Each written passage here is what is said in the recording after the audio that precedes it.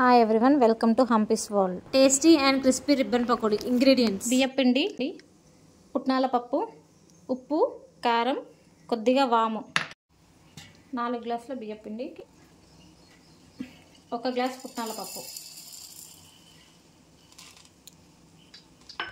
1 glass పుట్నాల పప్పుని mixie పట్టి ఇందులో కలుపుకోండి. మిక్సీ చేసిన పుట్నాల పప్పు 1 గ్లాస్.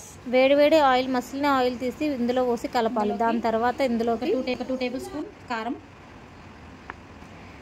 1.5 టేబుల్ స్పూన్ ఉప్పు టేస్ట్ తగ్గట్టుగా వేసుకోండి. కొద్దిగా వామ,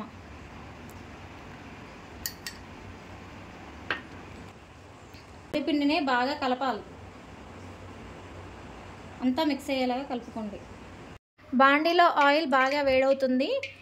అంతలో పిండిని కొద్దిగా పక్కన బౌల్లో వేసుకొని కొంచెం వాటర్ పోసి మిక్స్ చేసి ఈ గిద్దలో సరిపడేంతగా కలుపుకోండి.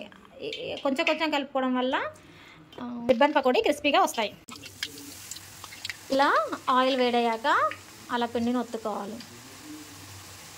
అంతే, వేడిగా క్రిస్పీ రిబ్బన్ పకోడీ రెడీ అవుతుంది. మంట మీడియం ఫ్లేమ్లో పెట్టి ఉడికించుకోండి. ribbon pakodi ready అవుతుంది.